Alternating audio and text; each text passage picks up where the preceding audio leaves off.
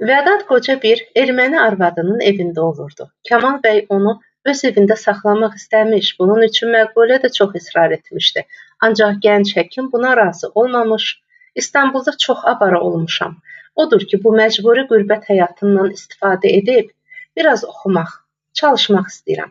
Burada olsam, Məqbulə məni başdan çıxarar. İşimiz, peşəmiz, lağlağlıq və qəhqəhə çəkmək olar kimi sözlərlə qəribə bir şəkildə üzr istəmişdi. Əslində isə ayrı olmaq istəməsinin səbəbi təzə dayı dostu idi. O, bu qadının necə bir adam olduğunu bilmirdi. Minbaşının adam öldürmüş bir qadınla evləndiyini eşitdikləri vaxt İstanbulda əməlli başlı dedikodu etmişdilər. Sonra Vədat bu cür cavan arvadı olan yaşlı kişinin hər şeydən narahat olacağını düşünmüşdü. Bununla belə göstərdiyi səbəblər də mənasız deyildi.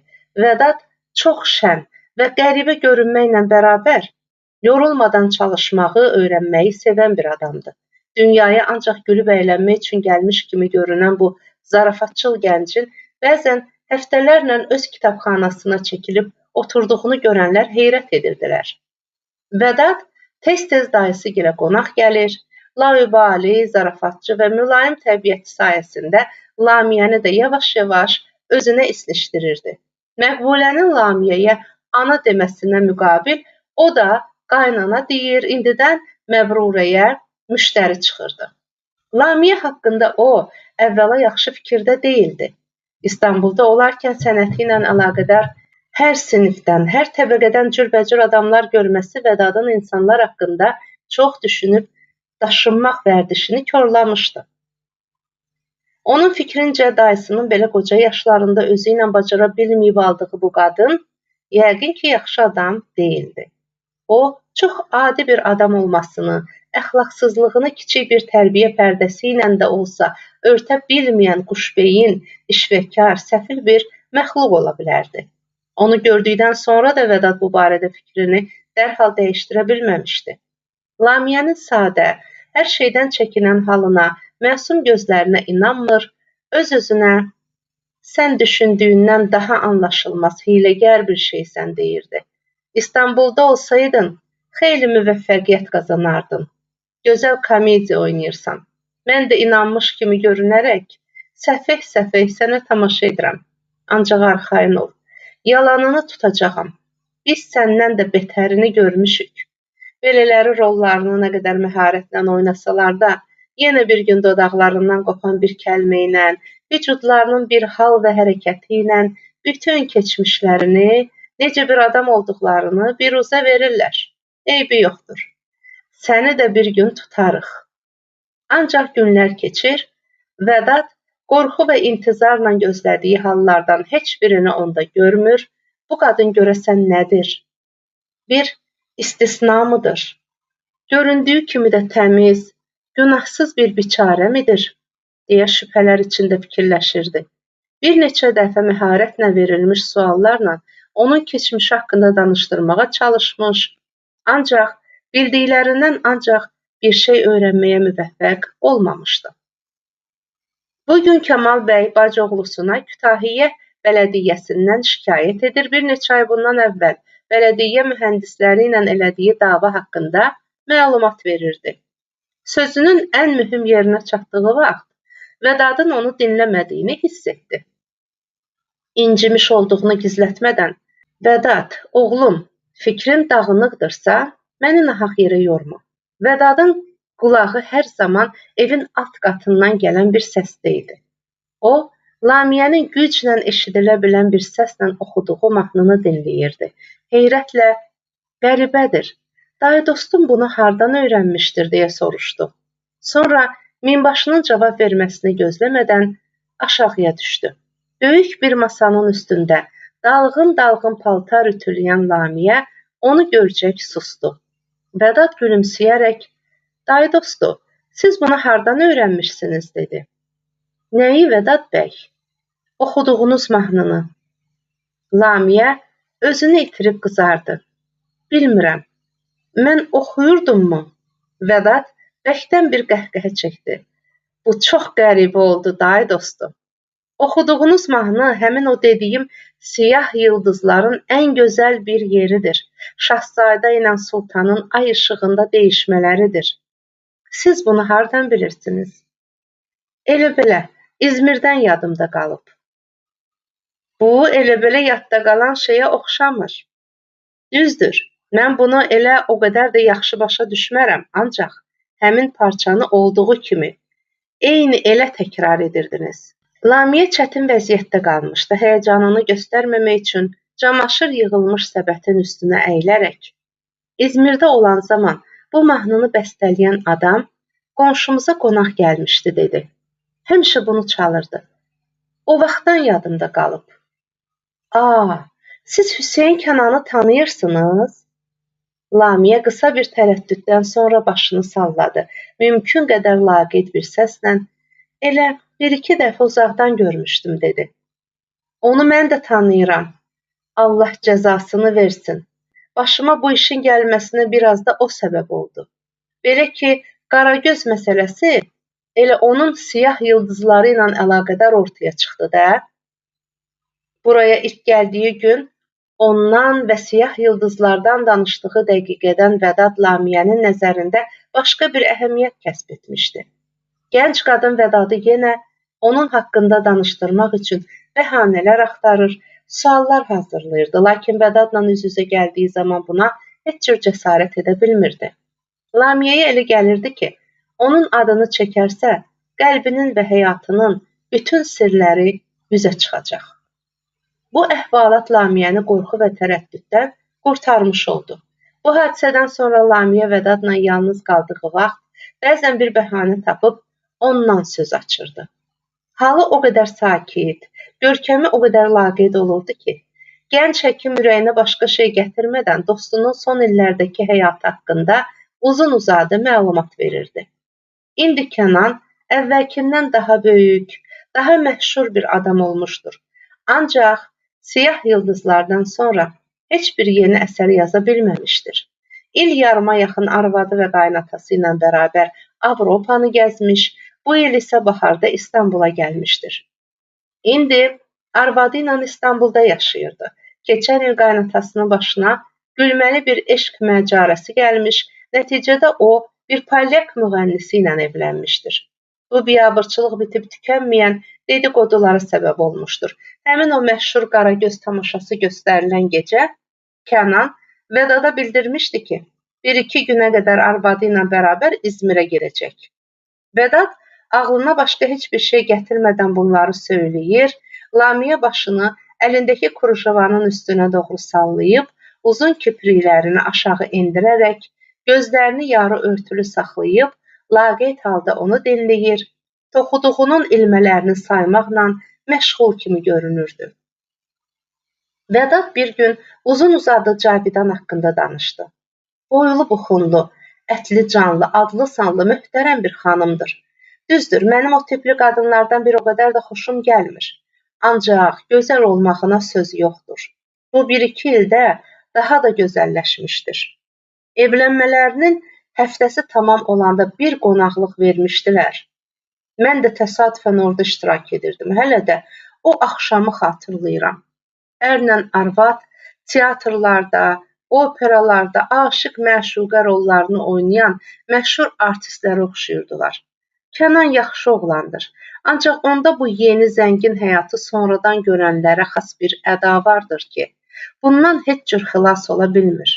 Mən onu çoxdan tanıyıram. Yoxsul, adi bir gənc olan vaxtlarında sonradan kasıblaşmış bir kübara bənzəyirdi. Tanınmış və çox dövlətli bir adam olunca sonradan varlanmış bir əsnaf vəziyyətinə düşdü. Onun əvvəlki çəkingən halı, indiki süni zarafatlarından, ərköyün sərbəstliyindən nə qədər üstün idi. Neysə, bunlardan keçək. O gecə hamının gözü onlarda idi. Dediyim kimi Kənan gözəl qaməti, çöhrəsinə xoş bir görkəm verən mavi gözləri, nəzəri cəlb edən görkəmi ilə dram əsərlərində baş qəhrəman rolunu oynayan artistə bənzəyirdi. Bu, həm xoş, həm də biraz gülünc görünürdü. Qonaqlar Şahzadə Cavidanın vasitəsi ilə ondan kaman çalmağı xahiş etdilər. Təbiidir ki, o saat razı oldu. Onun həmin gecə kaman çalmağını heç vaxt unuda bilməyəcəyəm. Sənət məhəbbətdən ibarətdir deyənlərə mən o gecə haqq verdim. Yandakı alaqaranlıq bir otağa girmişdi. Pəncərədən içəri ay işığı düşür. Üzü ilə bədəninin bir tərəfini işıqlandırırdı. Elə şeylər çaldı ki, deyərdin o, bu saat bizim dünyada yox, başqa bir dünyada yaşayır. Xülasə, çox qüvvətli sənətkardır. Arvadı isə öz ağlına çox qürrələnir. Məsələn, onun türk musiqisini görməyə gözü yoxdur. Ancaq buna baxmayaraq, bir gecə Kənan ona bir türk ninnisi çalmış, Cavidan az qala dəli olmuşdur. Deyilənlərə görə qadıncığaz 2 ay müddətində bu ninniyə qulaq asmadan yuxuya getmirmiş. Vədat söhbətinə davam edir, onların məhəbbətlərinə dair bir çox şeylər danışırdı. Lamiyə bunları eşidərkən aldığı təsiri, həyəcanını biruzə verməmək üçün nəfəs çəkməkdən də qorxur, dalğın bir halda kədərlə fikirləşirdi. Vədat bunları mənə nahaq yerə danışır. İndi özümü zorla birtəhər saxlayıram, ancaq tək qaldığım zaman Allah bilir nə qədər əzab çəkəcəyəm. Yenə gecələr yuxu mənə haram olacaq. Demək Kənan onu 2 ay mənim üçün çaldığı o ninni ilə yatırırmış. Lakin Lamiyə həmin gecə o qədər də istirab çəkmədiyini, qəm və kədərinin gündüzkü azca dalğınlıqdan və təsirdən irəli getmədiyini heyrətlə gördü. Ertəsi gün qəlbinin büsbütün sakit olduğunu görüncə düşünməyə başladı. Görəsən niyə çox narahat deyiləm? Məyər onu daha əvvəlki kimi sevmirəm? Bu ki mümkün olan şey deyil. Mən ki nə qədər ömrüm var, bu məhəbbətə sadiq qalacağımı, onu unutmayacağımı bilirəm. Görünür artıq bu acılara da alışmışam.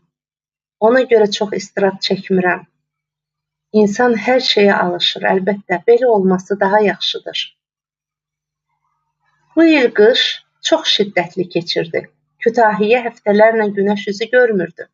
Küçələr qar və palçıqdan keçilməz bir hala düşmüşdü. Doktor Vədat indi hər gün Kamal bəygilə gəlir, evinə ancaq gecə yarısından sonra gedirdi. Qoca minbaşı ona Günəş bəy deməyə vərdiş etmişdi. Onun gəldiyini görən kimi, gəl görək Günəş bəy, sən gələndə evimizdə elə bir gün doğur deyirdi. Doğrudan da belə idi. Onun şən, zarafatçıl, oynaq təbiəti sayəsində evdəkilər qışın necə keçdiyini heç hiss etmirdilər. Vədat uşaqla uşaq, böyüklə böyük olmağı bacarırdı. Məqbulə ilə bağçada saatlarla qartopu oynayır, Məbrurəni çiynində oturdub, dəhlizdə at kimi o tərəfə, bu tərəfə qaçır, hətta bəzən mətbəxdə Əminə nənəyə kömək etməyə də gedirdi. Bir gün, ah Əminə nənə, sənə yamanca vurulmuşam deyə onun boynunu qucaqlamışdı. Zarafatı başa düşməyən arvad isə, vay, namusum əldən getdi, bu evdə qalmağa qorxuram, mən daha burada qala bilmərəm deyə bar-bar bağırmışdı. Axşamlar Vədat dayısı ilə sobanın yanındakı yumşaq divanın üstündə oturur, saatlarla dama, nərd və kart oynayırdılar. Bir gün Vədat onlara gəlmədi. Evinə 2 dəfə adam göndərdilər. Öyrəndilər ki, o gün İstanbuldan gəlmiş bir məmur yoldaşını görməyə getmişdir. Vədat o gün dayısı ilə ancaq gecə yarısına yaxın gəldi. Çox şən və məmnun görünürdü. Qardan ağappaq olmuş paltosunu soyunduqdan sonra cibindən bürüşük bir məktub çıxartdı. Onu müzəffəranə bir şəkildə əlində oynadaraq, yaşasın hürriyyət, dedi. İstanbula qayıdıram. Bu qəfil xəbər evdəkilərdə soyuq və kədərli bir təsir oyatdı. Kamal bəy, Allah eşqinə, zarafat eləmə. Yox canım, yalan deyirsən, deyə şübhə ilə baxır, Məqbulə əllərini dizlərinə vuraraq inildəyir, fəryad edirdi. Vədat ucadan qəhqəhə çəkərək gülməyə başladı. Vay sizi, bunlar nə qəribə adamlardır, dedi. Öz keyfləri üçün mənim burada illərlə sürgündə qalmağıma razıdırlar. Kamal bəy gülərək izah etdi. Yox, elə deyil. Gözlənilməz olduğu üçün belə edirik. Yaxşı, bu xəbəri kim gətirdi?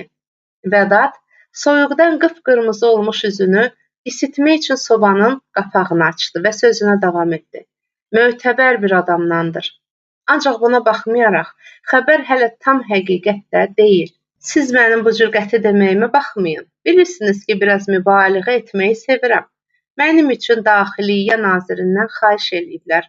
O da bu işlə məşğul olacağına ciddi surətdə söz verib. Hələlik bu qədər. Məqbulə dərindən bir nəfəs aldı, sevincini gizlətməyə lüzum görmədi. Hökumət adamları bolluca vəd verirlər, dedi. Ancaq sözünün üstündə duran kimdir ki? Kamal bəylə Vədat yenə nərd oynamağa başlamışdılar. Məqbulə hər zamanki kimi başını atasının çiyninə dayayaraq oyuna tamaşa edirdi. Lamiyə isə əlində tikiş lampanın yanına çəkilmişdi. Hərdən gözünün ucu ilə Vədada baxaraq düşünürdü. Vədat gedəndən sonra dərd, qüssə yenə dövrəmi alacaq. O burada olanda heç olmasa ara-sıra mənə ondan danışırdı. Mən onu nə qədər sevirmişəm. Belə çox sevməsəydim, heç onun yoldaşına bu qədər əhəmiyyət verərmiydim? Ertəsi gün Lamiyə Məqbulədə qəribə bir hal hiss etdi. Hara gedirdisə, qız daima onun dalınca gəlir, nə isə demək istəyir, lakin cəsarət eləmirdi. Bir ara o, Məbrurəyə paltar gətirmək üçün sandıqların saxlanıldığı yuxarı mərtəbəyə çıxdı. Aşağı düşəndə Məqbuləni yenə qarşısında gördü. Qız qorxa-qorxa, "Abla, Lamiyə abla," dedi. Kamal bəylə evləndikləri vaxtdan bəri ilk dəfə idi ki, Məqbulə ona bu cür müraciət edirdi. Lamiyə diqqətlə qızın üzünə baxaraq, "Sənə nəysə bir şey olmuşdur Məqbulə," dedi. "Səhərdən bəri görürəm, hey ardımca gəzirsən." Qız diksindi. Heç bir şey olmamışdır." Elə bil Lamiyə yaxşı bir ana nəvazişi ilə, "Yaxşı qızım, nə dərdin var? Danış mənə," dedi. Məqbulə kiçik bir tərəddüddən sonra ürəkləndi. "Abla, mən sevirəm," dedi. Məqbulə bu sözləri elə qəribə bir əda ilə dedi ki, Lamiyə gülməkdən özünü saxlaya bilmədi. Qızın yanağına bir çırtma vuraraq, "Hanı, bəs deyirdin Nail bəyin adını bir də çəkməyəcəksən," dedi. "Artıq nifrət edirəm deyə and içirdin." Məqbulə qəribə xasiyyətli bir qızdı. Hər 2 aydan bir tanıdığı, gördüyü kişilərdən birini uzaqdan uzağa sevməyə başlayır. Lamiyə ilə uzun-uzadı bu barədə dərdləşir. "Atam məni ona verməsə vallah billah öləcəyəm," deyə ağlayırdı. Lamiyənin ona acığı tuturdu. Məqbulənin onu heç saymadan belə incə şeylərdən söhbət açması Lamiyəni ciddi olaraq duymağa başladığı analıq hissiyatına toxunurdu. Sonra bu işlərdən Kamal bəyin xəbər tutub acıqlanacağından da qorxurdu. Həm də Məqbulə kimi ərköyün bir qızla məşğul olmağa onun imkanı yox idi. Ancaq bu qədər çox adamı sevən bu qızın bir yaxşı cəhəti də vardı.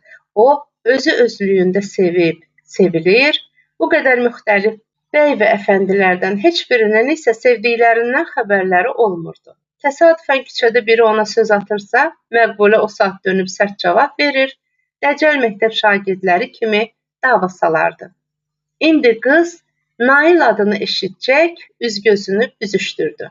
"Mən Naildən danışmıram abla," dedi.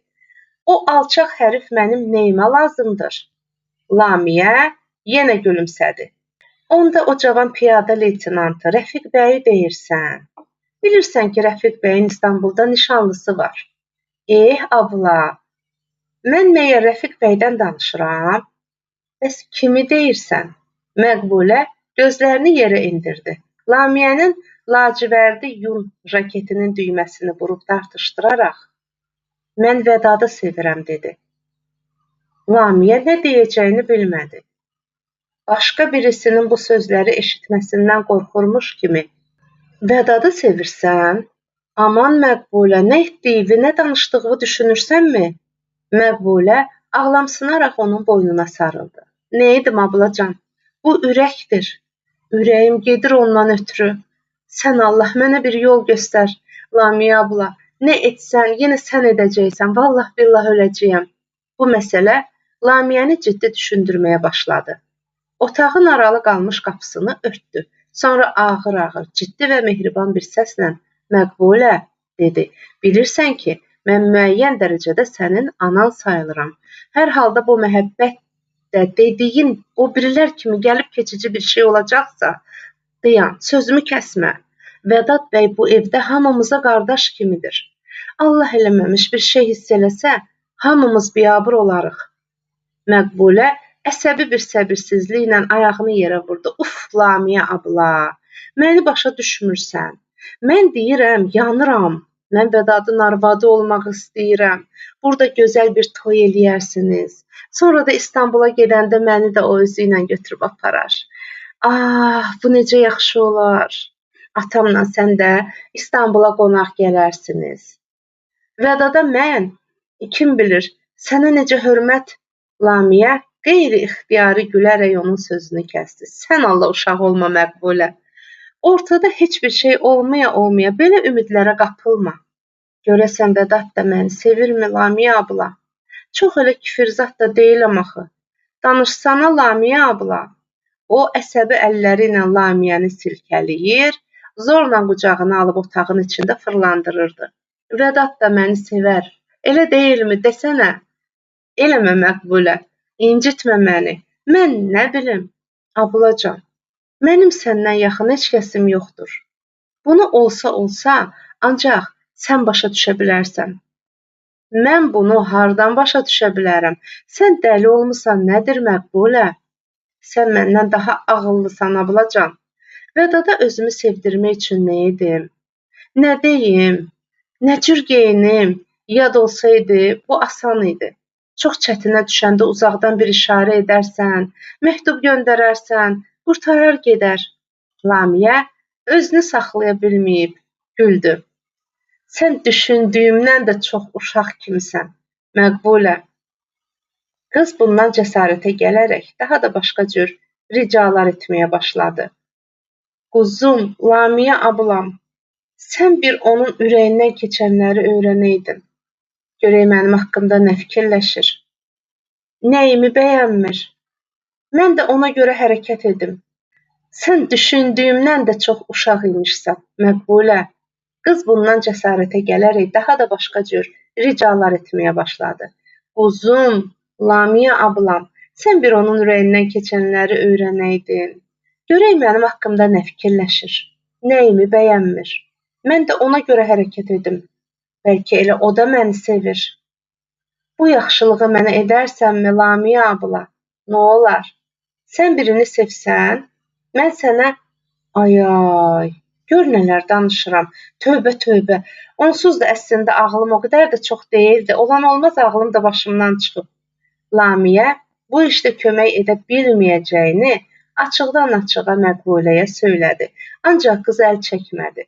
Zorla onu tək otağa salıb qapını daldan bağladı. Saatlarca dərdini ona açıb tökdü. Ağlayıb, sızladı, əllərini, üzünü öpərək yalvardı.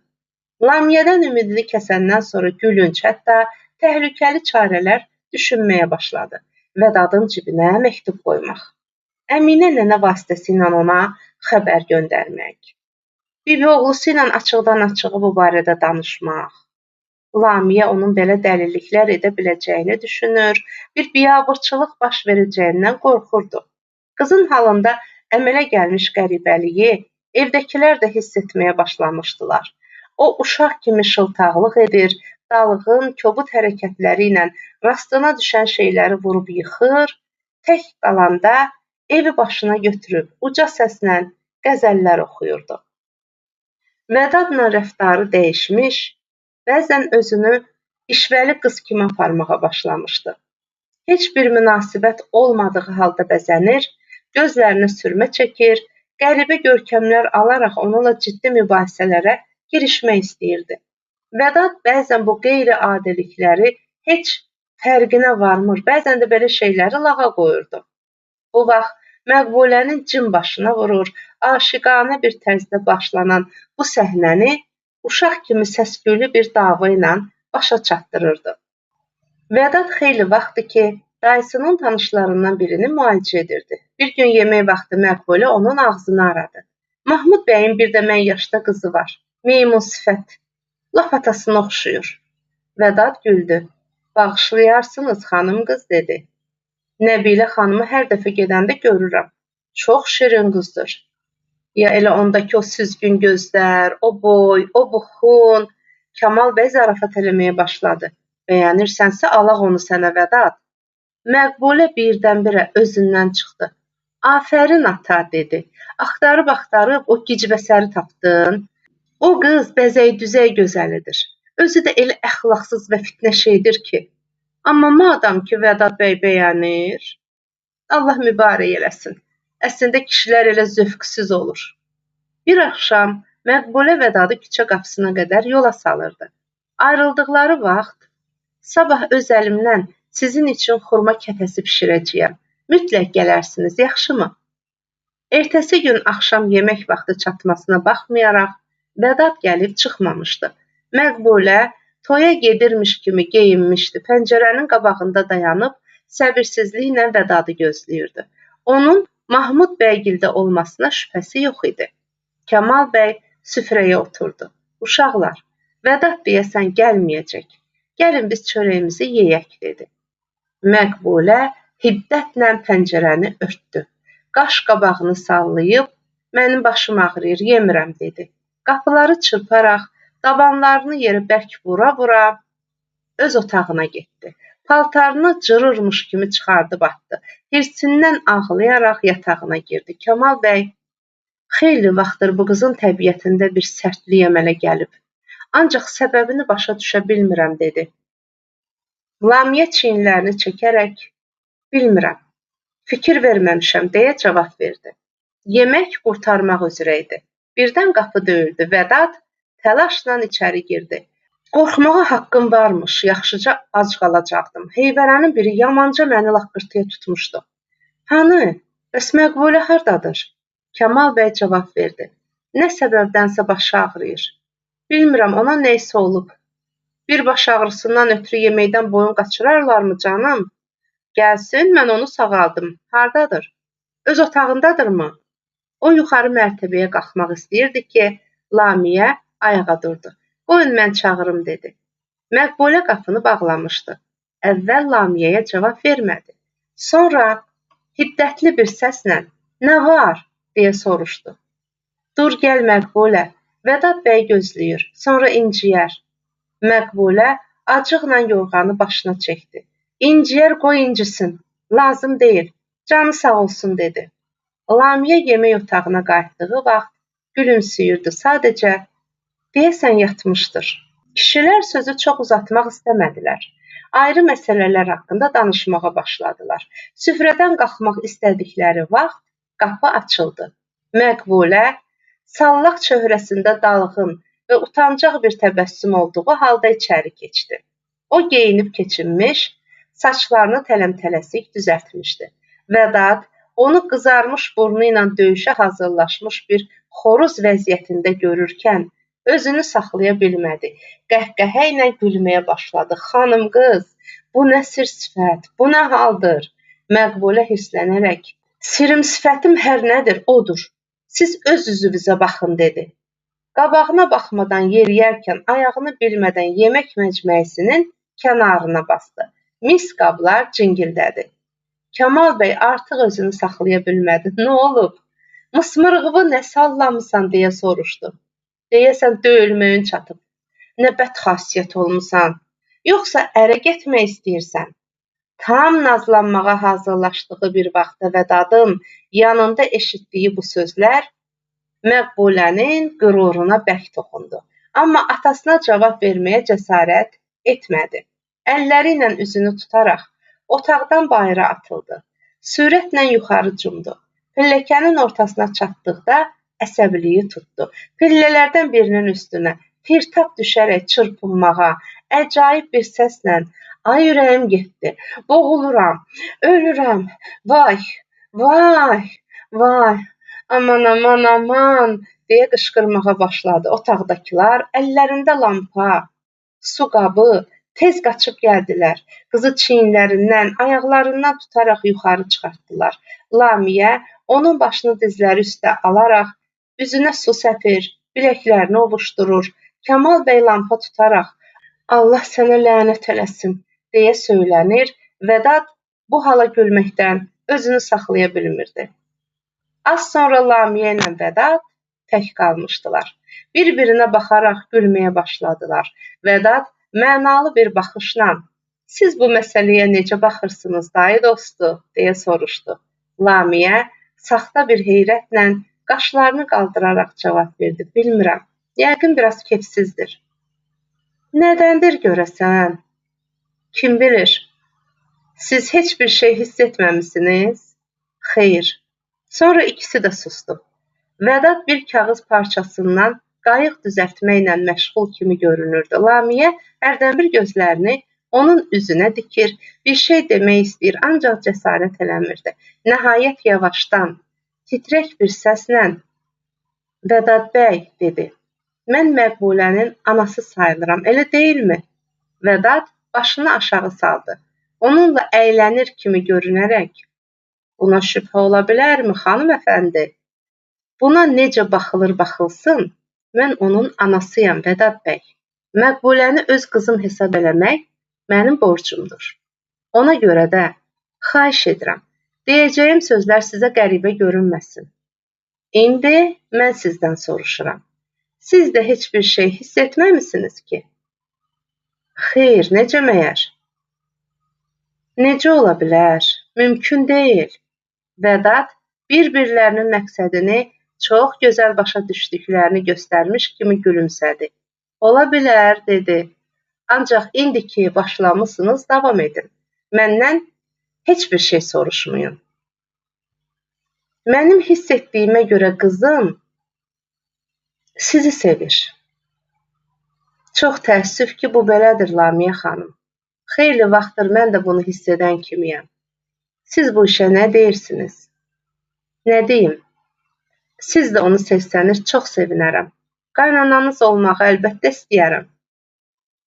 "Elə indi də sizə qaynana demirəmmi? Bəs Məbrurə?" "Rica edirəm Vədad bəy. Biz ciddi danışırıq, elə deyilmi? Məqbulə ilə mənim evlənməyim məsələsindən ciddi danışmaq olarmı, Lamiyə xanım? Buna siz razı olarsınız?" "Niyə razı olmaram? Yazıq qız sizi çox sevir, düzdür. Ancaq bu kafi deyil. Bilirsiniz, mən elə bir adamam ki, bu işin mümkün olmayacağına səbəb göstərmək də gülünc çıxar. Elədir, ancaq hamımız çətin bir vəziyyətdə qalırıq, Vədad bəy. O da düzdür." "Vay, Allah cəzasını versin. Bir yol tapıb buradan çıxıb gedə bilsəydim, bu məsələ asanlıqla həll olunardı. İndilik heç olmasa, gərək ayağımı sizdən kəsəm." "Bu necə olar? Dayınız sizdən şübhələnməzmi?" "Yəqin ki, şübhələnəcək." "Vay, vay, o kişini narahat edəcəyik. Vay səni qız. Hər halda başqa bir çarə yoxdur, Lamiyə xanım. İşlərimin çox olduğunu bəhanə edib, laf az gəlib gedərəm." Lamiyə məhzun, "Yazıq Məqbulə" dedi. "Kim bilir nə qədər əzab çəkəcək.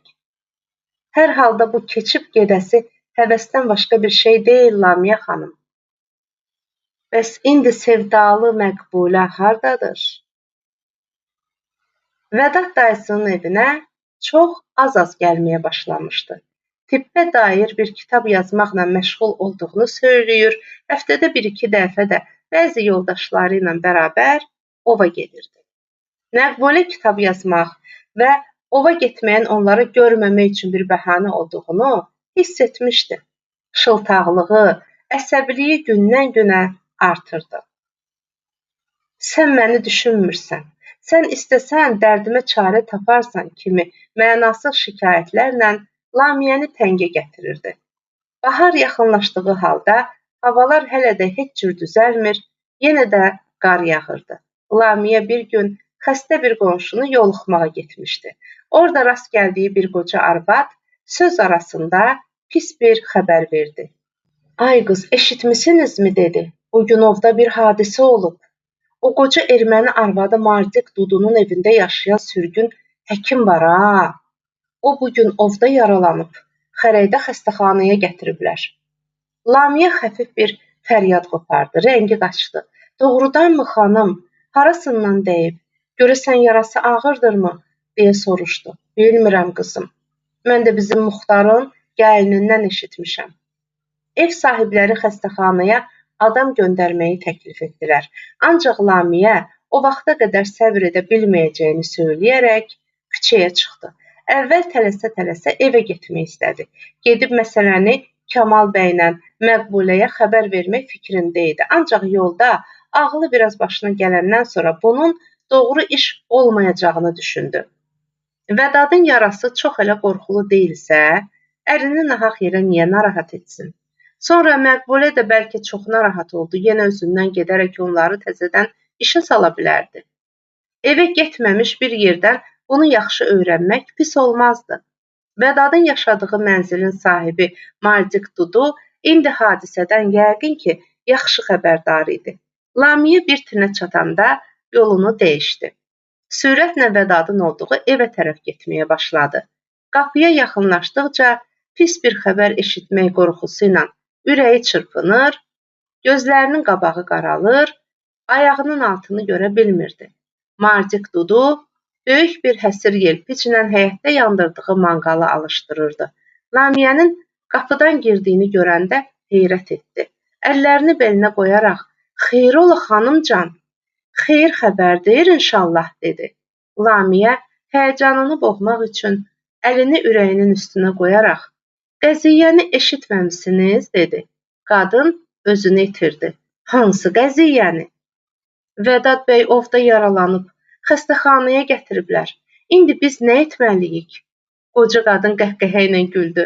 Sonra pilləkəndən yuxarı səslənərək, "Vədad bəy, bir aşağı düş, gör kim gəlib" dedi.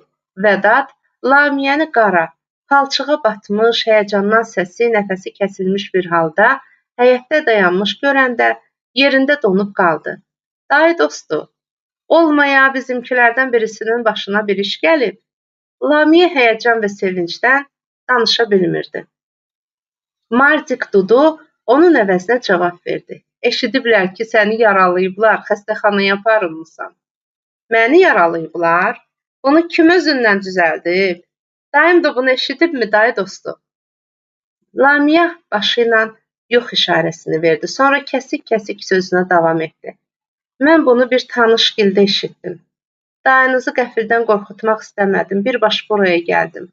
Ah Vədad bəy, necə də qorxmuşam. Demək yalan deyiblər." Lamiyənin bədəni hələ də titrəyir, gözləri parıl-parıl yanırdı. Vədad gülərək cavab verdi. "Tamam yalan da deyil, ancaq sizə xeyli şişirdib deyiblər. Yaralanmağına yaralanmışam. Amma bu çox əhəmiyyətsiz kiçik bir şeydir." Bunu deyərək Vədad əlini irəli uzatdı. Lamiyə xəfif bir fəryad qopardı. Vədadın sağ əli ağ tənziflə sarılmışdı.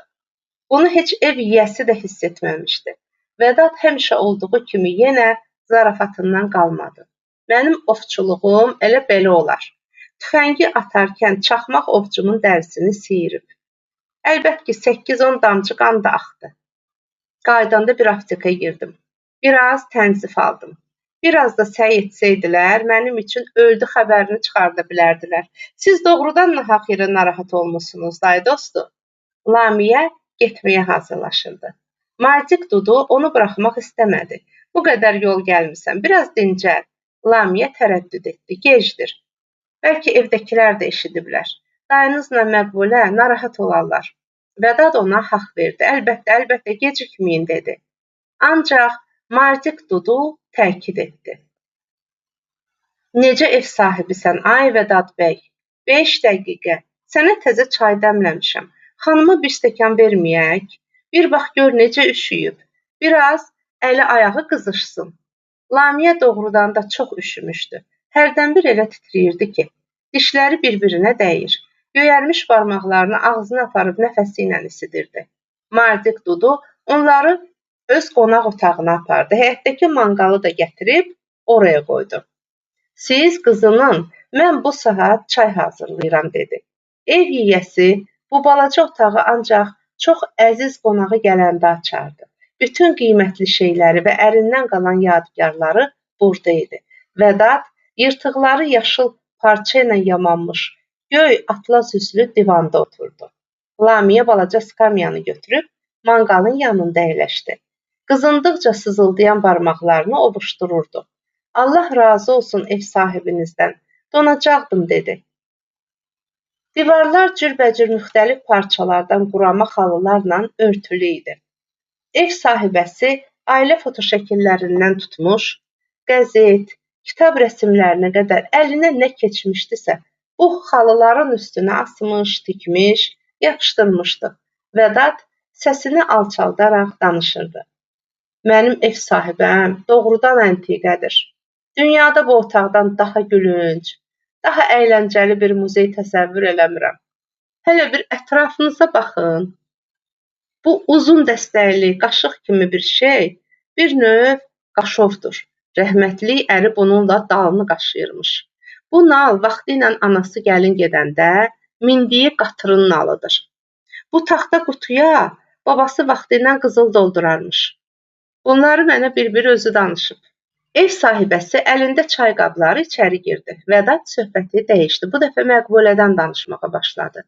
Dayı qızısının şıltaqlığı, münasibətsiz hərəkətləri ilə çox əylənir, Məqbulənin bəzi hallarını, vəziyyətlərini elə gözəl təqlid edirdi ki, Lamiyə qəhqəhə çəkib gülməkdən özünü saxlaya bilmirdi. Buna baxmayaraq Lamiyə yenə də fürsətdən istifadə edərək qızı müdafiəyə başladı. Nə qədər insafsızsınız Vədat bəy. Məqbulə pis qız deyil. Biraz ərköyün, biraz da sadədildir. Ancaq siz onu istədiyiniz kimi tərbiyə edə bilərsiniz. Sonra bir şeyi nəzərə alın ki, yazıq qız sizi çox sevir. Onun əzab çəkdiyini gördükcə mən də özümü pis hiss edirəm. Lamiyə bunları söylərkən hərdəmir barmaqları ilə gicgahlarını sıxırdı. Vədat sözünü kəsərək, deyəsən keyfiniz yoxdur. Lamiyə, başım biraz ağrıyır, gözlərimin qabağı da hərdən qaralır dedi. Bir şey deyil, keçər. Yəqin biraz əvvəl keçirdiyim qorxu və həyəcanın nəticəsidir. Yenə Məqbulədən bəhs etməyə başlamışdı. Vədat da indi ağır və ciddi danışırdı. Bu qızla evlənməsinin nə üçün mümkün olmadığını uzun-uzadı izah edirdi. Vədatda da biraz əvvəlki nəşə və canlılıq yoxdur. Başında şiddətli ağrı, bədənində bir əzginlik hiss edirdi. Yavaşca əsniyərək, nə can sıxıcı gündür Lamiyə xanım dedi. Ətraf da elə bir lap qaranlıqlaşıb. Mən də sizin kimi özümü yaxşı hiss eləmirəm. Heç olmasa biraz yaxşılaşdınızmı? Lamiyə cavab vermədi. O sağ qolunu yanındakı divana dayanmış, alnını biləyinə söykənmişdi. Bu təbii bir oturuş deyildi. Çiyinləri yavaşca titrəyir, sol qolu yanına sallanmışdı. Vədat yerindən çətinliklə qımıldandı. Dayı dostu, özünüzü pis hiss edirsiniz, deyə soruşdu. Lamiyə yenə cavab vermədi. Vədat ona tərəf əyildi. Sualını təkrar edərək çiyninə toxundu. Lamiyənin qolu birdən-birə divanın kənarından sürüşdü, bədəni cansız bir şey kimi yerə yuvarlandı. Vədat ona kömək etmək istəyir, lakin dəhşətli yuxu içərisində imiş kimi əl-qolu hərəkət etmirdi. Şaşqın bir nəzərlə ətrafına baxmağa başladı. Otaq bir quyu kimi qaralıb dərinləşir, uzaq, boğuq əks sədalar eşidilirdi. Birdən bu qaranlığın içində gözləri ağzınacan közərmiş kömürlə dolu manqala və onun üstündə hələ də yanıb sönməkdə olan mavi alova dikildi. Başlarına nə gəldiyini ancaq indi anladı. Qışqırmaq istədi, səsi çıxmadı. Son qüvvətini toplayaraq qapıya tərəf bir neçə addım atdı. Birdən ayaqları bir-birinə dolaşdı. Ancaq yıxılarkən qapıdan yapışdı. Qolunun bərkdən toxunması ilə onu açmağa müvəffəq oldu. O gecə Lamiyənin huşu özündə olmadı. Bədəni od içində yanır. Ara sıra anlaşılmaz sözlər deyərək sayıqlayırdı. Ertəsi gün ağır bir yuxudan oyandığı vaxt havanı açılmış gördü. Göy üzü islanmış bənövşə rəngində idi. Göz işlədikcə uzanıb gedən qarlı mənzərələr üstünə parlaq bir bahar günəşi doğmuşdu. Lamiyə taqətsiz və yorğundu. Ancaq axşamın böhranından əsər-əlamət qalmamışdı. Əksinə, qəlbində bu gözəl səhər kimi təzə və yüngül bir şey hiss edirdi. Pəncərənin yanında sakitcə oturub tikiş tikən Əminə nənədən Məbrurəni istədi. Uşağı yanında oturdaraq saçlarını daradı. Bu zaman Məqbulə də otağa gəldi. Lamiyə gözləyirdi ki, qız indi onun boynuna sarılacaq, yatağının yanında oturaraq dünənki əhvalatı mübaliğəli bir şəkildə danışacaq. Lakin Məqbulə bugün nəşəsiz və durğun görünürdü. Başını da ağ bir yaylıqla möhkəm bağlamışdı. Lamiyənin suallarına bir-iki kəlmə ilə cavab verdi. Sonra bir iş bəhanəsi ilə otaqdan çıxıb getdi. Kamal bəy də görünmürdü. Lamiyə bugün ərinin və ögey qızının ona qarşı bu qədər etinasızlığına təəccüb edirdi. Əminə nənədən Kamal bəyin harda olduğunu soruşdu və onun səhər evdən çıxıb harayasa getdiyini öyrəndi. Lamiyə biraz sonra yatağından qalxmış, yavaş-yavaş otaqda gəzişərək geyinməyə başlamışdı. Bir ara aşağıdan qulağına ərinin səsinə bənzəyən bir səs gəldi. Otağın qapısını açaraq qulaq verdi. Onun səsi idi. Kamal bəy aşağı otaqda acıqlı bir səslə qızını danlayırdı. Qız da ona nə isə cavab verirdi. Ancaq çox yavaş danışdığı üçün nə dediyi anlaşılmırdı. Lamiyə bu səhər evdə gördüyü, eşitdiyi şeylərdən qorxmağa başladı. Yavaş-yavaş aşağı düşdü. Onların olduğu otağa girdi. Ata və qız onu görən kimi sustular. Məqbulə üzünü yana çevirərək otaqdan çıxdı. Rəngi əvvəlkindən də solğun, gözləri qıpqırmızı idi. Kamal bəy küçədən indicə gəlmiş, paltosunu hələ çıxarmamışdı. Soyuq bir tövrlə "Daha yaxşısan ki, Allaha şükür," deyə soruşdu. Arvadına baxmamaq üçün üzünü pəncərəyə tərəf çevirdi. Qaşlarını çatdı. Lamiyə təmkinlə danışmağa çalışaraq, "Məqbuləyə nə olmuşdur? Bir şeydən narahatsınızmı? Məni qorxudursunuz Kamal bəy. Siz Allah deyin görüm nə olmuşdur?" Kamal bəy eyni himayəkar çöhrə, lakin sərt və soyuq bir tövrlə qapıya tərəf yeridi. "Heç, sonra danışarıq." Lamiyə onun yolunu kəsdi. "Yox Kamal bəy, görürsünüz ki, təlaş içindəyəm. Mənə əzab verməyin." Ərinin inadla sustuğunu görüb nə edəcəyini bilmir. Fikrindən cürbəcür ehtimallar keçirdi. Birdən Vədad yadına düşdü. Əminə nənə səhər də başına eyni kömür əhvalatı gəldiyini, onu dəm tutduğunu və dünəndən bəri onun da xəstə yatdığını söyləmişdi. Olmaya o daha ağır vəziyyətdədir. Yaxud da bu fikir Lamiyəni elə həyəcana saldı ki, özünü saxlaya bilmədi. Gözlərində böyük bir istirab və qorxu ilə "Vədad bəy," dedi. "Bəlkə Vədad bəyə bir şey olub." Qapıdan çıxmaq üzrə olan Kamal bəy sərt bir hərəkətlə geri döndü. Onun üzü qızarıb bozarırdı, gözləri köz rəngi almışdı. Ağır bir söz deyəcəkdi, ancaq özünü saxladı. Məcburi bir təmkinlə soruşdu. "Daha xəstə deyilsən ki, məni dinləyə biləcək haldasan?" Lamiyənin üzünə kül rəngi çökmüşdü, titrəyərək cavab verdi. "Yaxşıyam, buyurun. Suallarıma aydın cavab ver. Dünən orada, onun evində nə işin vardı?" "Nə işim mi vardı? Vədad bəy yəqin ki, sizə danışmışdır. Dünən dəyməyə getdiyim xəstənin evində eşitdim ki," Kamal bəy onun sözünü kəsdi. "Mən onu görməmişəm. Bu əhvalatları mən birbaşa sənin özündən soruşuram.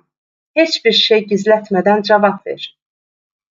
Lamiyə ərinin ondan nə münasibətlə şübhələndiyini ancaq indi başa düşdü.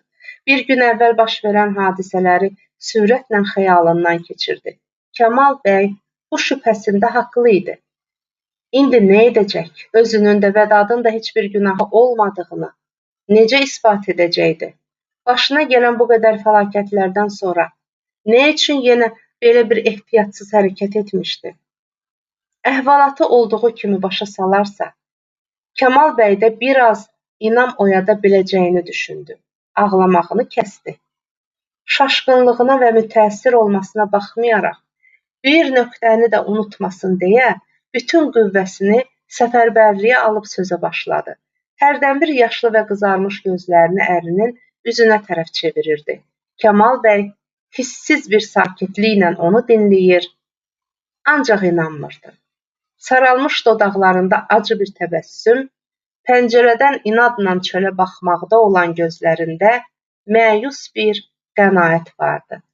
Lamiyə başa düşdü ki, indi nə edir etsin, bu şübhəni onun qəlbindən çıxara bilməyəcək. Odur ki, danışmağını yarıda kəsib, acizliyindən və kədərindən ağlamağa başladı. Kamal bəy arvadının ağlamağının kəsməsini də eyni hissizlik və sakitliklə gözlədi. Sonra ağır-ağır danışmağa başladı. Lamiyə, ağlamağın xeyri yoxdur.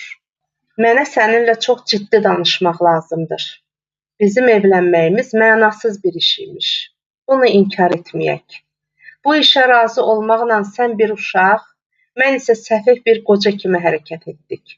Sən bu kiçik yaşınla böyük fəlakətlər görmüşdün. Mən isə qoca qəlbimə söz qandıra bilmədim. Nəticədə bu namünasib iş baş verdi. Mən insaflı, namuslu adamım, Lamiyə. Düzdür, bunu heç kimə deməmişəm, ancaq özüm də hiss eləmişəm. Mən özümdən bəlkə bir 40 yaş kiçik olan bir qızla evlənərkən nə qədər utandığımı bir Allah bilir. Bundan sonra Kütahiyyədə dostlarımın üzünə baxa bilmirdim. Bir qəhvəxanada iki adam birbiri ilə yavaşdan söhbət eləyəndə elə bilirdim məndən danışırlar. Sonra səni qısqanırdım. Ancaq sən bunu heç hiss etmirdin, elə deyilmi? Çünki bunu səndən gizlətmək üçün nə qədər çalışdığımı, nə qədər əzab çəkdiyimi ancaq mən özüm bilirəm. Mənə münasibətində bir pis iş görə biləcəyindənmi şübhələnirdim? Qətiyyən yox. Onu heç ağlıma da gətirmirdim. Bayaq dedim ki, mən insaflı və dərrakəli bir adamım. Fikirləşirdim ki, sən gəncsən, gözəlsən. Bir gün necə olsa könlün birinə meyil edəcək. Mən ölüb gedəndən sonra necə olsa başqa birisini sevəcəksən. Necə ki, indi. Heç mən ölməmişdən sevdim. Başa düşürsənmi? Hələ ortada heç bir şey yox ikən, mən səni qısqanırdım. Hər şeyi deyə bilmirəm. Mən Vədadın bura gəlməsindən heç də xoşlanmamışdım. Ancaq bu şübhəni də hiss etdirmək çox çirkin, çox eyib bir iş olardı. Onun gəncliyi, onun gözəlliyi, onun şuxluğu məni öldürüb məhv edirdi. Bir-iki həftə bundan əvvəl Məqbulə ağzından bir söz qaçırtmış. Vədad bəyin bəyənəcəyi qadın Lamiyə ablama oxşamalıdır demişdi. Qızım bu sözləri ilə atasının qəlbində nə isə dərin bir yara açdığını bilmirdi. Nəhayət, dünənki hadisə baş verdi. Bir jandarm nəfəri ilə qoca bir qadın təlaş içərisində bura qaçıb əhvalatı danışdılar. Vədadla səni kömür dəmi tutmuş. Həyatınız təhlükədəymiş. Məqbulə bir qışqırıq saldı. Vədadı Lamiyə öldürdü. Bir-birlərini sevdiklərini bilirdim, deyə çığırıb bağırmağa başladı. O dəqiqədə necə ölüb qurtarmadığıma təəccüb edirəm. Xülasə, dünəndən bəri Kütahiyyə bir-birinə dəyib. Hamı sürgün olunmuş həkimlə Kamal bəyin arvadı bir otağa girib özlərini zəhərləmişlər. Qucaqlaşıb ölmək istəyirlərmiş deyir. Həqiqətən, günahınız varmı, yoxmu, bunu bilmirəm. Ehtimal ki, əhvalat sənin danışdığın kimidir. Əlbət ki, bunun belə olması mənim üçün son bir təsəllidir. O da ola bilər ki, belə deyildir. Buna baxmayaraq, necə olur olsun, bundan sonra bizim bir yerdə yaşamağımız mümkün deyildir. Səni daha evimdə saxlaya bilməyəcəyəm. Hətta sənin kimi Vədad da mənim üçün həmişəlik öldü. Bütün həyatım boyu özümü dürüst, təmiz bir adam olaraq tanıtdıqdan sonra bu yaşımda belə bir aqibətə uğramaq istəməzdim. Nə etmək olar? Alnıma belə yazılıbmış. Əslində gec-tez bu belə də olacaqdı. Saadətimə onsuz da inanmırdım. Belə davam edə bilməz, yox atam. Çölə tökülməyib. Bu qədər gənc, belə gözəl bir məxluq axıracan sənin ola bilməz deyirdim. Elə də oldu. Qorxduğum başıma gəldi. Qoca minbaşı qapının dalındakı divanın üstünə çökmüş, başını qolları içinə almışdı. Lamiyə yalvarmaq, onun ayaqlarına düşmək istəyirdi, lakin Kamal bəy əlinin sərt hərəkəti ilə otağın qapısını göstərdi. Boğuq bir səslə, Allah xatirinə, məni yalqız burax, dedi. Lamiyə xanım, bir neçə dəqiqə danışa bilərikmi? Lamiyə uşağı qucağında qəbristanlığın dalındakı boş yoldan keçirdi. Çox dalğındı. Birdən diksinərək başını çevirincə doktor Vədadı gördü. Sizsinizmi, Vədad bəy? Səsinizi birdən tanıya bilmədim. Xeyli vaxtdan bəri görüşmədiyimiz üçün səsimi yaddan çıxarmısınız. Vədad adəti üzrə zarafat eləməyə çalışırdı. Ancaq üzü solğun və kədərli idi. Sözləri ağzından tökülürdü. Məbrurənin qıvrım sarı saçlarını oxşadıqdan sonra utancaq bir tövrlə "Qaçandır sizi görmək istəyirəm", dedi. Heç cür imkan tapa bilmirdim. İndi bazardan keçdiyinizi gördüm, gizlincə dalınızca düşdüm. Adi bir küçə sərsərisi kimi sizi bayaqdan bəri təqib edirdim. Yaxşı ki, bu tərəfə döndünüz. Bu necə də xoşa gəlməz hadisə oldu, elə deyilmi Lamiyə xanım? Biz ki, hələ indi qohum-qardaş olmuşduq. Həmin hadisədən sonra ilk dəfə idi bir-birlərini görürdülər. Lamiyə həm sevinir, həm də qorxurdu.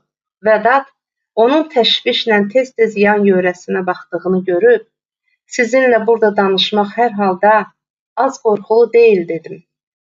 Ancaq başqa çarə olmadığı üçün mən buna məcburam. Bir də ki, daha olan olmuşdur. Nə qədər çalışsaq da bu iftiradan yaxamızı qurtara bilməyəcəyik. Bu yoldan o tərəfə dönəkmi, Lamiyə xanım? Lamiyə tərəddüd etdi. Söhbətiniz uzundurmu, Vədad bəy, deyə soruşdu. Vədad təkid etdi. Hər halda 5-3 dəqiqə asudə danışdığımız mütləq lazımdır. Vədadın göstərdiyi cığır boş bir tarlaya çıxırdı. Çoban yastığı və lalələrlə dolu otların arasında balaca bir çoban uşaqla 3-5 keçidən başqa bir şey görünmürdü. Vədad biraz əvvəlki sözlərini təkrar edərək, bəli, Lamiyə xanım, dedi. Biz ki, hələ təzə-təzə qohum-qardaş olmuşduq. Sizi adi küçə sərsəriləri kimi təqib eləməyim, belə gizli-gizli, otlaqlarda danışmağa məcbur olmağımız nə qədər kədərli haldır, elə deyilmi? Son vaxtlar sizə çox az-az gəlməyimin əsl səbəbi Məqbulə deyildi. Dayımın mənə olan yaxşı münasibətinizdən xoşlanmadığını bilirdim. O gün tək başına evimə gəlmək kimi ehtiyatsız hərəkətlərinizdən çox narahat olmuşdum. Yəqin ki, yadınızdadır. Dayım nigaran qalar bəhanəsi ilə sizin tez evə getməyinizi istədim. Ancaq mərdimazar Dudu qalmağıma bais oldu. Mən indi bunları özümü təmizə çıxarmaq üçün demirəm, Lamiyə xanım. Necə olsa bu işdə mən də günahkaram. Dayımı görmək, ona həqiqəti olduğu kimi başa salmaq istədim. Mənimlə danışmaq istəmədi. Uzun bir məktub yazıb göndərdim. Məktubu açılmamış geri qaytardı. Xülasə, sizi müdafiə etmək üçün heç bir çarə tapa bilmədim. Bu 10 günün içində nə qədər əzab çəkdiyimi təsəvvür edə bilməzsiniz. Lamiyə məhzun-məhzun gülümsədi. Nə etmək olar, Vədad bəy? Bəxtim belədir, əfəndim, dedi. Vədad qorxa-qorxa soruşdu. Bəs indi nə etmək, hara getmək fikrindəsiniz? Bir neçə günə İstanbula gedəcəyəm, Vədad bəy. Aydın məsələdir ki, daha Kütahiyyədə qala bilmərəm. Kamal bəy də əslində belə istəyir. İstanbul istədiyi kimi yaşamaq istəyənlər üçün daha münasib bir yerdir, elə deyilmi? Anamın bir qoca süd anası var. Orada Bəylərbəyi tərəfdə olur. Əgər sağdırsa, mən onlara yaxın bir yerdə yaşayacağam. Rəhmətli atama görə verilən azmaz təqaüdlə birtəhər özümü, uşağımı dolandıraram. Hətta mümkün olsa işləyəcəyəm də, Vədad bəy. O qədər əziyyətlər görmüşəm ki, daha belə şeylərdən qorxum yoxdur, arxayın olun. Təsəvvür elədiyinizdən də çox-çox sakitəm. Hətta İstanbulu təzədən görə biləcəyimi düşündükcə, ürəyimdə xoş bir həyəcan da duyuram. O əli ilə Məbrurənin başını sığallayır, gözlərində kədərli bir təbəssümlə uzaqlara baxırdı. Həyatımı bu körpəmin saadətinə həsr etmək istəyirəm, Vədad bəy. O xoşbəxt olarsa, mən məhv olan gəncliyim üçün təəssüf etmərəm. Vədad onu bu qədər sakit və gələcəyə ümidli görəndə heyrət edir və hətta biraz da əsəbləşirdi. Düzdür, başınız çox müsibət çəkib, ancaq inanın ki, həyata hələ yaxşı bələd deyilsiniz, hələ çox cavansınız, xoşbəxt ola bilərsiniz, hətta kim bilir, bəlkə yenidən sevə də bilərsiniz. Lamiyə bu axırıncı sözdən diksinən kimi oldu. Qızardığını özü də hiss etdi. Sevmək? Mən heç kəsi sevməmişəm, deyə kəkələdi. Vədad gülümsəyərək başını tərpətdi. Bunu başqalarına deyə bilərsiniz, Lamiyə xanım. Ancaq məni inandıra bilməzsiniz. O Məbrurənin qollarından tutub havaya qaldırdı. Onun balaca üzündə parlayan gözlərinə deyirmiş kimi, buna baxın, Lamiyə xanım, dedi. Bu cür misilsiz bir gözəl, bir təsadüfdən deyil, ancaq dərin bir məhəbbətdən doğula bilər.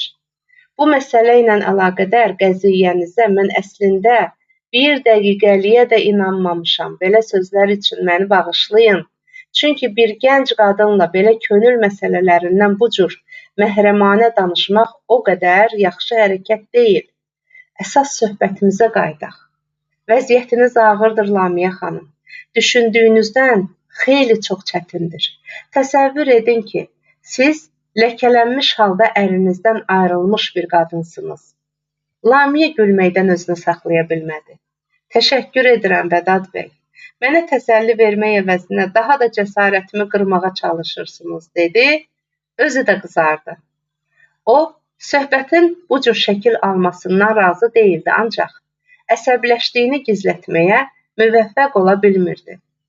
Elə demək istəmirdim, bilirsiniz, düşündüyünüz fəlakətdə mənim də təqsirim var. Sizin təqsiriniz var, nə üçün? İlk baxışda bəlkə yoxdur, ancaq əslində vardır. Necə olsa da, ərinizdən ayrılmağımıza səbəb mən olmuşam. Buna görə də mənim yerimə kim olsa, əgər namuslu kişidirsə, bu günahını təmizləməlidir. Sözü niyə uzadım? İstəmədən səbəb olduğum bu fəlakətdən sizi qurtarmaq üçün mənə ərə getməyinizi təklif edirəm. Lamiyə kiçik bir fəryad qopardı. Əlləri ilə qıpqırmızı olmuş üzünü örtərək, nə danışırsınız, Vədad bəy? Bu olan işdirmi, dedi. Vədad cəld bir sərtliklə, namusu olan kişi ancaq belə hərəkət edər, dedi. Bu mümkün deyil, Vədad bəy. Namusu olan kişi ancaq belə hərəkət edər, deyirsiniz. İndi sizdən soruşuram. Bəs heç bir günahı olmayan namuslu bir kişinin bu cür böyük fədakarlığını təmiz bir qadın necə qəbul edə bilər? Rica edirəm, daha bəsdir. Ayrılaq, Vədad bəy. Belə nəcib hərəkətiniz üçün sizə təşəkkür edirəm. Lamiyə bu sözlərdən sonra onunla daha danışmağın doğru olmadığını hiss edir, getməyə hazırlaşırdı. Vədad onu buraxmadı. Lamiyə xanım, dedi. Yəqin ki, bir də sizi belə xəlvət bir yerdə görə bilməyəcəyəm. Bir neçə gündən sonra çıxıb İstanbula gedəcəksiniz. Bu işi mütləq həll etməliyik ki, rica edirəm.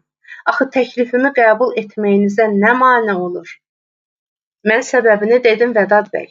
Məndən ötürü belə fədakarlıq eləməyinizi istəmirəm. Vədad həmişəki laqeyd və zarafatçı təbiətindən umulmayan bir riqqət və əsəbiliklə Lamiyə xanım, dedi. Əgər bu fədakarlıq mənim üçün bir saadət olacaqsa, əgər bununla xoşbəxt bir ailə yuvası qurmağı arzu edirəmsə, məndən əlbəttə daha yaxşı, daha təmiz cavan bir qız tapa bilərsiniz, Vədad bəy.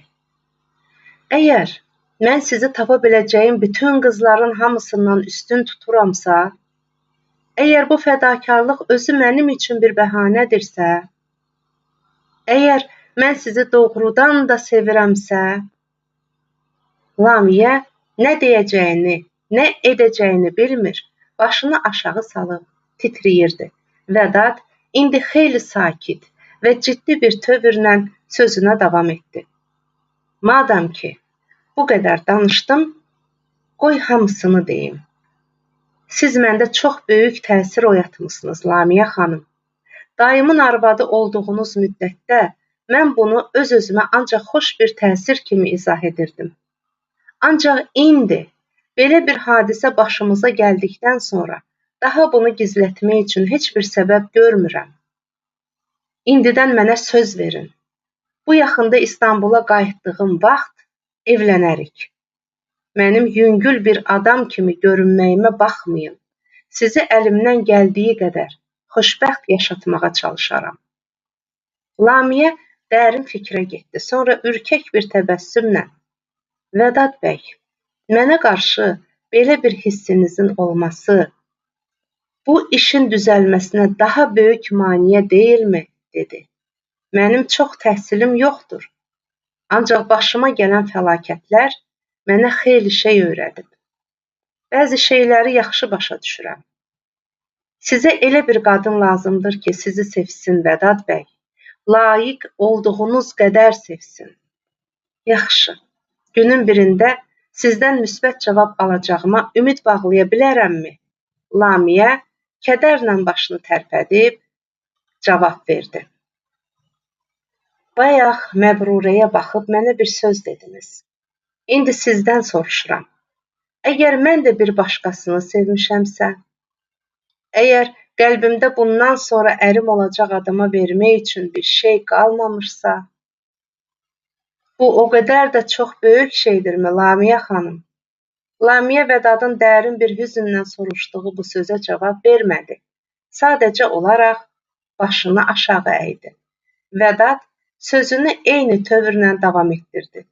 Əgər mən də əvvəlki ərinizin sizdən istədiyindən artıq bir şey istəməyəcəyəmsə, yaxud qarşılıqlı məhəbbət tələb etmədən sizin əriniz olmaq istəyir, sizi sevirəmsə, mümkün deyil, Vədad bəy. Mən ərimdən şikayət etmirdim. Ancaq elə bilirsiniz, ona ərə getməyimə az peşman olmuşdum. Özü də ki, siz cavansınız, sevilməyə layiqsiniz. Siz elə bir insansınız ki, bir qadın ya bir qız sizi sevmədən arvadınız olmağa razılıq verərsə, böyük günah işləmiş olar. Görürsünüz ki, nə qədər açıq danışıram. İndi daha mən sizə ancaq xüdafiz deyəcəyəm, Vədad bəy. Yaxşı, Lamiyə xanım, ancaq İstanbula gəldiyim zaman sizi görməyimə yəqin icazə verəcəksiniz. Niyə gizlədim? Hələ sizdən ümidimi kəsmirəm. Sizi bir dost kimi yenə görəcəyəm. Onda bir-iki həftəyə görüşərik.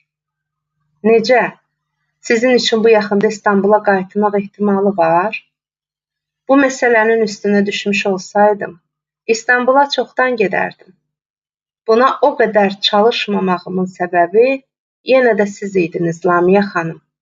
Buna and içə bilərəm. Onlar iki dost kimi bir-birlərinin əlini sıxdılar. Vədad Məbrurəni qucağına alaraq, dönə-dönə yanaqlarından öpdü. Ayrıldılar. Dəyərli izləyicilər, romanın növbəti hissələrini dinləmək istəyirsinizsə kanalımı izləyin, abunə olmağı yaddan çıxarmayın.